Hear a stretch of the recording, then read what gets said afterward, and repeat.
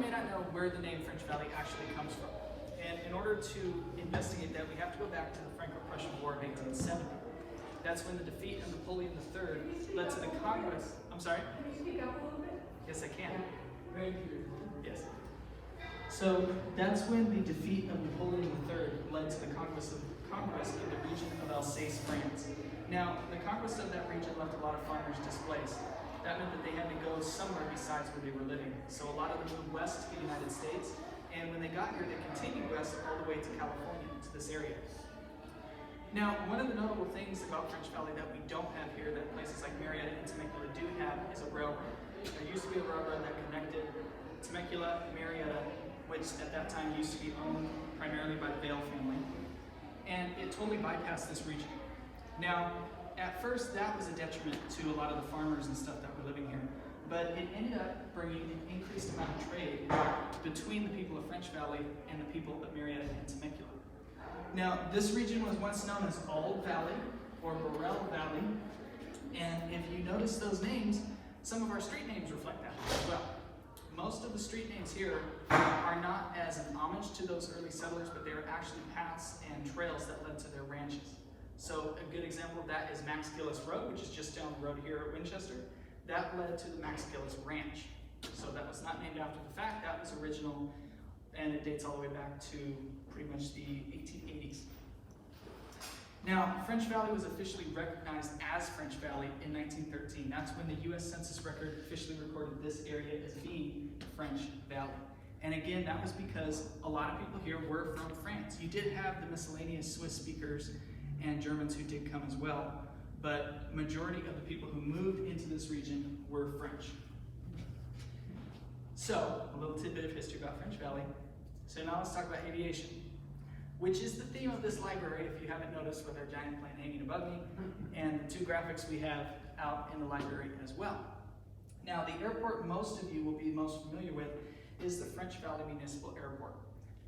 And this picture is actually a picture on approach to runway 18 left, which is one of the main ways that you're going to land at French Valley, because it leaves you right at the very end of the taxiway. You can come in and taxi your aircraft to a waiting parking spot. Now, that's also the reason why you see a lot of planes flying over us today. We are directly in the flight path and landing pattern of runway 18 left. Now, a few things about French Valley. It hosts a 6,000-foot runway, has multiple hangars, it has fuel storage, plane storage. You can even go there to learn to fly. You can even buy an aircraft there if you have the money, which they are very expensive. French Valley averages roughly 269 landings and takeoffs in a day. Again, that's an average. Some days with inclement weather and stuff like that, if you're not instrument trained, odds are you're probably not going to be flying that day. At least you shouldn't be flying that day. And French Valley is designated as an FBO, which is Fixed Base Operator. Now, even though that may not make sense right now, in a minute I'm going to talk about why those are so important and why they're important not only to this region, but to the United States and to the world as a whole and as a part of aviation. And that directly relates to the barnstormers. Now, if you don't recognize the term barnstorming, you're not alone. Most of us would call this an air show now, which is essentially what barnstormers did. They would go and fly to rural areas and perform impromptu air shows, such as these two wing walkers here. And we do have a lot of famous people who were in Riverside County in this area who were barnstorming at the time. This is actually a picture of Charles Lindbergh and his mechanic. And I believe this was taken in Riverside County at one of the fields nearby. And then, of course, we do have aviation pioneers such as Bessie Coleman here, who was also active in the area, which, by the way, she's the first African-American and first African-American female to hold an international pilot's license. She's actually the first American to hold an international pilot's license. And all of these people were here in Riverside County. Now, the thing about barnstorming that's important to us is that when they weren't doing air shows, they were ferrying people from city to city. So you could pay a barnstormer a certain amount of money and they could fly you from here to Rockwell Air Base in San Diego, which was multi-use. You could be in the military and use it, or you could be a civilian. We know that today as Naval Station Coronado. That's what Rockwell turned into.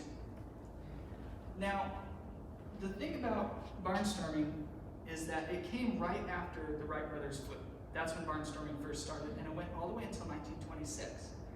Now, the thing that barnstormers did not need to have included a pilot's license, training, maintenance records, an actual airstrip. You could set your airplane down anywhere you think you could fit. And oftentimes you probably didn't know because you never were trained. Now, this was very dangerous. A lot of people crashed, and it was seen mainly as a taboo to fly in those days because of the danger, but it still got a lot of people. A lot of people still use barnstormers as a means of aviation, as a means to get places you couldn't normally get or you didn't want to drive to or take the train to. So barnstorming is in fact the first form of commercial aviation. So the next time you go on a Southwest flight or a United flight or American Airlines flight, it started with these people. Unregulated flyers flying people from place to place along their route doing air shows. And it was very dangerous, as I said, but that was going to change. So in 1926, the Congress passed the Air Commerce Act. And what the Air Commerce Act meant is that you now needed to go in and get a medical screening to prove that you were medically fit to fly, emotionally, physically, mentally. You needed to now get a pilot's license, which, by the way, this is the third ever pilot's license issued in the United States. That's a picture of it there. And you needed to have aircraft maintenance records. You needed to have all of that. Now, that meant a lot of people no longer flew because they couldn't afford it. Flying became something that you could do basically if you had money to buy a surplus aircraft off the United States Army Air Force, or buy one of the many commercial aircraft available from the Curtiss Company, the Hughes Aircraft Corporation, or the Wright Corporation, for example, you could get out and fly. It would be the cost of a tank of gas. Now, you have a lot more hoops to jump through. Now, although that may seem like not the best thing in the world, it actually did a lot for the safety of the passengers flying. And it revolutionized both aviation here in Riverside County and throughout the world. Because now, people did not want to take barnstorming flights. They did not want to pay all this money to have a single barnstormer fly them from here to San Diego. They would get on a bigger airplane with a bunch of other people. They would pay one single price for a single ticket and go en masse to wherever they were going. And you knew that the pilots of those aircraft were highly trained. They had a certain amount of flight hours. They knew how to maintain their aircraft. And it was just safer overall. So it did revolutionize commercial aviation. And with regards to Riverside County, a lot of the barnstorming fields here did not survive. They went away because the managers of the airfields simply could not afford to renovate them. They couldn't afford to bring them up to modern specs, but a few of them did. And those that do, that are still around today, including Flabob or Flabob if you're from Riverdo, Banning, Skylark, which is where you can go and skydive if you like jumping out of a perfectly good airplane. They will have a lot of these remnants. This is a very old example of aircraft maintenance. And you can see here 4 flight engineers. None of these people are pilots. These are employed by the runway, by the airport. They know what they're doing. This is an example of a beacon. Before they had beacons, they would set bonfires at either end of the runway. That's the only way you knew where the runway was. Were 2 bonfires. And you hope they didn't go out. You also hope it wasn't raining. And this is a very early form of air traffic control. So in the very early days of aviation, if you did not have a radio on your aircraft, you could communicate at least with the beacon, or with hand signals, or with cards. You now had to maintain contact with the ground in some form.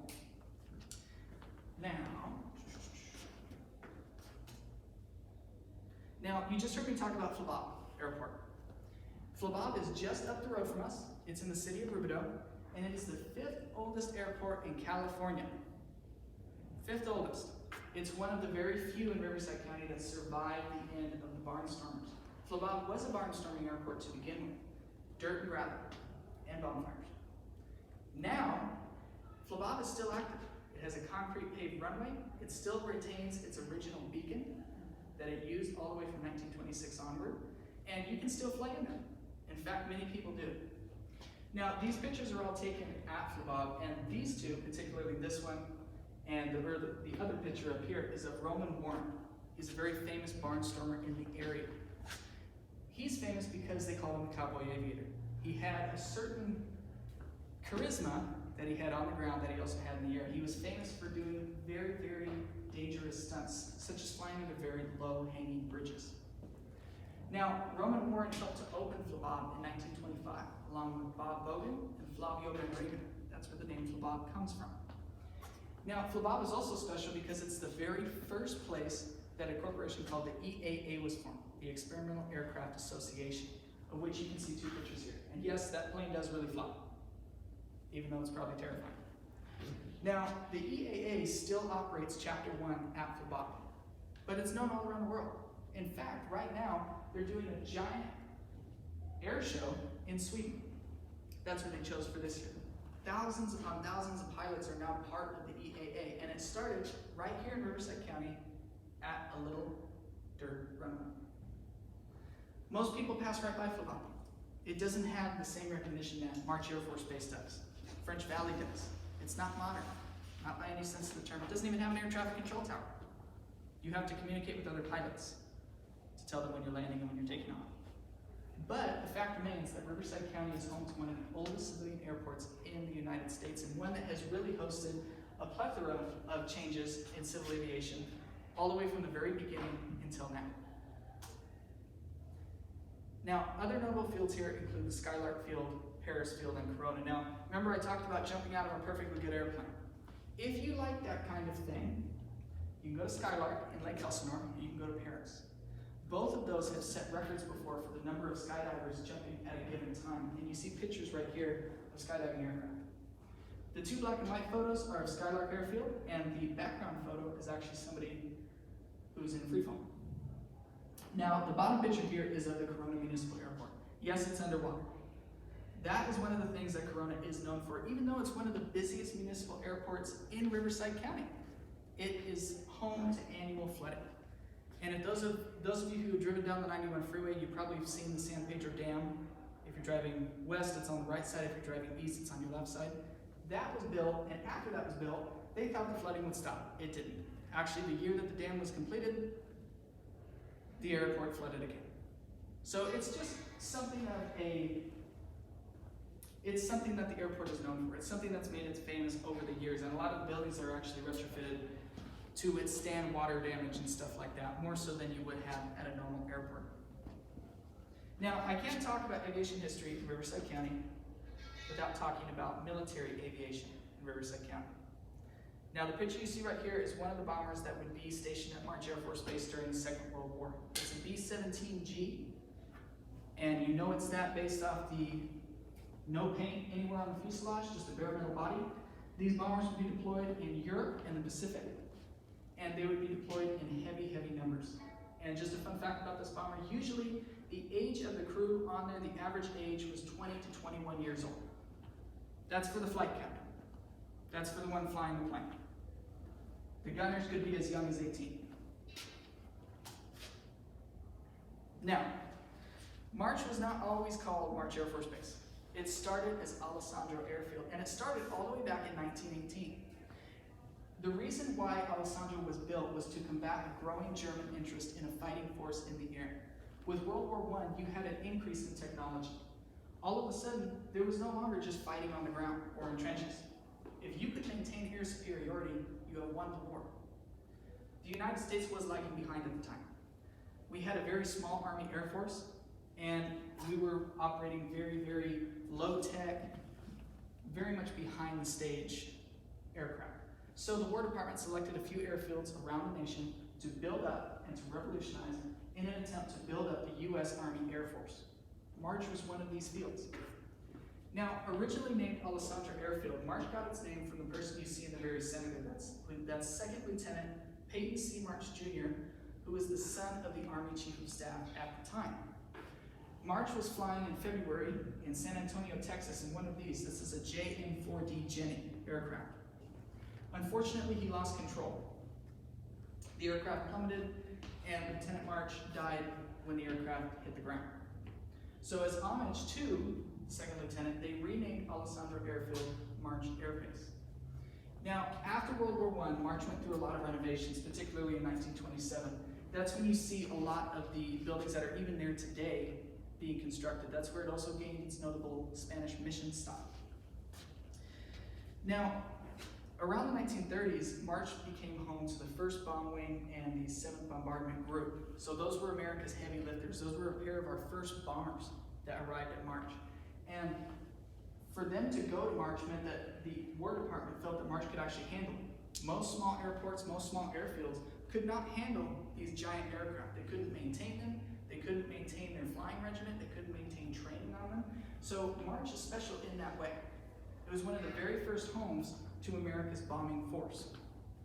And it would stay that way for a long, long time, actually all the way up until 1986, I believe. Now, one of the base commanders at March, his name was Lieutenant Colonel Harry Hap Arnold. He was base commander from 1931 to 1936. If some of you recognize that name, that's because he's known as the father of the United States Air Force. He was one of the people who said that we can no longer maintain a flying force in the United States Army that is operated by that branch. We need to branch off into a different branch. Now, Arnold was very charismatic, and he felt that March was not getting the recognition that it deserved. So he had a lot of very, very famous people come to March, such as the governor at the time, James Rolfe. Amelia Earhart visited March on a publicity campaign, along with a lot of actors at the time, whether it be silent movie actors or just when the talkies came out, they had them too. Now, during World War II, March had doubled in its size and was now flanked by Camp Hahn, which was an anti-aircraft training facility. And when I gave this presentation before, they asked me, did they really shoot at the people flying for March? No, they did not. They did practice runs. So the planes for March would fly over Camp Hahn. That's how they got their training for leading a target, things like that. And like I said, March now housed 75,000 people. When March Air Base opened in 1918, there were 6. In fact, the person in command of March was a sergeant. That was the ranking officer at the time.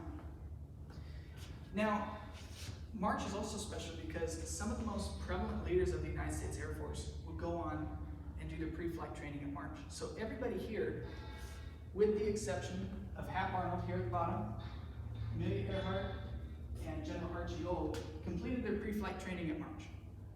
Now, some of you might know who these people are. This is General Curtis LeMay, one of the longest running generals and head of the United States Air Force. We have Nathan Twining, Hoyt Vandenberg, Thomas Powers, Jimmy Doolittle. They all completed their pre-flight training at March Air Force Base. Jimmy Doolittle actually used the base to commute between air stations out in the Mojave Desert and Rockwell Air Base while training his Raiders for the attack on Tokyo. General Archie Old here is seen shaking hands with General Curtis LeMay after he completed a round-the-world flight with 3 B-52 bombers. He chose to land at March during the height of the Cold War. Now, talking about March beyond World War II, we're of course talking about the Cold War. And one of the things that let Archie Old fly around the world in those 3 B-52s is air-to-air refueling. It was a revolutionary thing at the time, because all of a sudden you did not need to land in order to refill an aircraft. You could do it in the sky. Now, one of the reasons why Archie Old took off and landed from March Air Base to go around the world was to show the Russians, primarily, it was the Cold War, that we could take our bombers off in the United States and never touch ground again.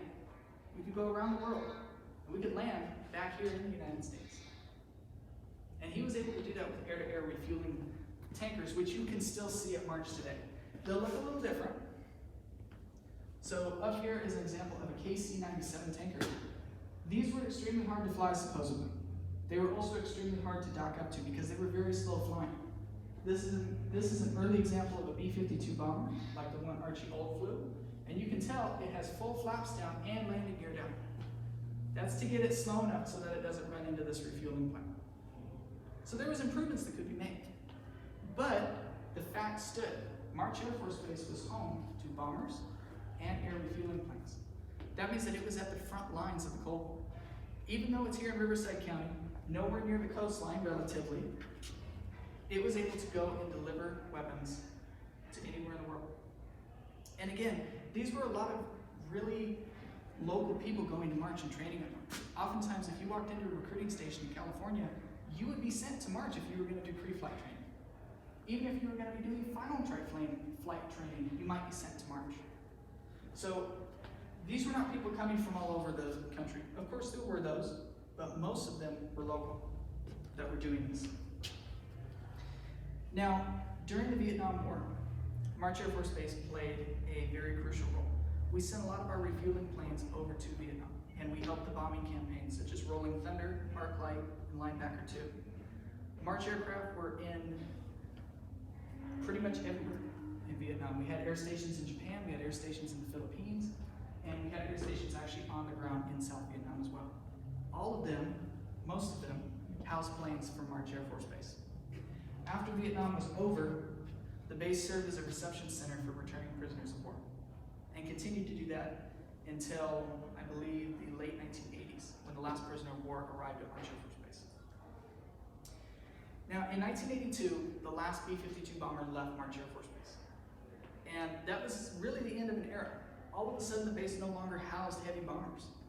All it was going to be doing now was logistics, which you can see here. This is a C-17, and air-to-air refueling.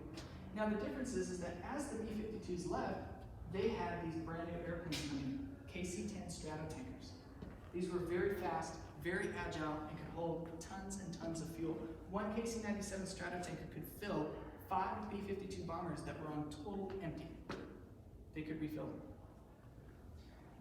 Now, March Air Force Base stopped being March Air Force Base on April 1st, 1996. That was when it was selected by the War Department for realignment, and it became an Air Reserve Station.